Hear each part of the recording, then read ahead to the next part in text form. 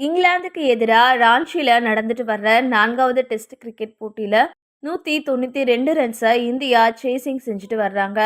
பிப்ரவரி 23 start ஆன அந்த போட்டியில் ஃபர்ஸ்ட் பேட்டிங் செஞ்ச இங்கிலாந்து 353 ரன்ஸ் எடுத்தாங்க. அதிகபட்சமாக ஜோ ரூட் 122 ரன்ஸ், ஓலி ராபின்சன் 58 ரன்ஸ் எடுக்க இந்தியா சார்பில் அதிகபட்சமாக ரவீந்திர ஜடேஜா 4 விக்கெட்ஸ் எடுத்தாரு. அதுக்கப்புறம் களத்தில் இறங்கின இந்தியா தடுமாற்றமா விளையாடி மிகுந்த போராட்டத்துக்கு அப்புறமா 307 ரன்ஸ் எடுத்தாங்க.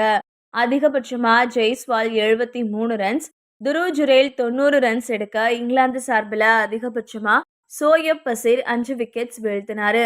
அதை தொடர்ந்து 46 ரன்ஸ் முன்னிலையோட விளையாடின இங்கிலாந்து இரண்டாவது இன்னிங்ஸ்ல இந்தியாவோட அட்டகாசமான பந்து வீச்சுல 145 ரன்ஸுக்கு சுருண்டாங்க.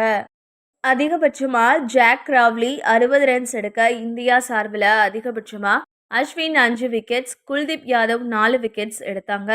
அதுக்கப்புறம் சேசிங்கா ஸ்டார்ட் பண்ணின இந்தியா 3வது நாள் முடிவில் 40 ரன்ஸ் எடுத்திருக்காங்க. களத்தில் ரோஹித் சர்மா மற்றும் ஜெய்ஸ்வால் இருக்கிறதால இந்த போட்டியில் இந்தியா வின் பண்ணும் அப்படின்னு ரசிகர்கள் நம்பிக்கையோட காத்திருக்காங்க. முன்னதா இரண்டாவது இன்னிங்ஸ்ல 5 விக்கெட்ஸ் எடுத்த அஸ்வின் தன்னோட கெரியர்ல 35வது முறையா ஒரு இன்னிங்ஸ்ல 5 விக்கெட்ஸ் எடுத்தாரு. இதன் மூலமா டெஸ்ட் கிரிக்கெட்ல ஒரு இன்னிங்ஸ்ல அதிக முறை 5 விக்கெட்ஸ் எடுத்த இந்திய பிளேயர் அப்படின்ற அனில் கும்ப்ளேவோட வாழ்நாள் சாதனையா அஸ்வின் சமன் செஞ்சிருக்காரு. சொல்லப்போனா கும்ப்ளே 132 போட்டிகளில் எடுத்த 35 விக்கெட்ஸை அஸ்வின் 99 போட்டிகள்லேயே எடுத்திருக்காரு.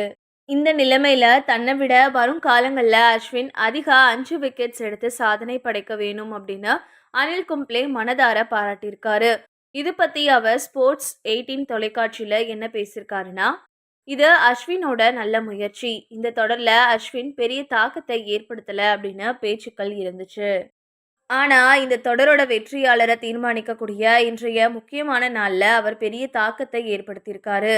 35 முறை 5 விக்கெட்ஸை எடுத்திருக்க அபாரமான சாதனையும் அஸ்வினை நோக்கி வந்திருக்கு.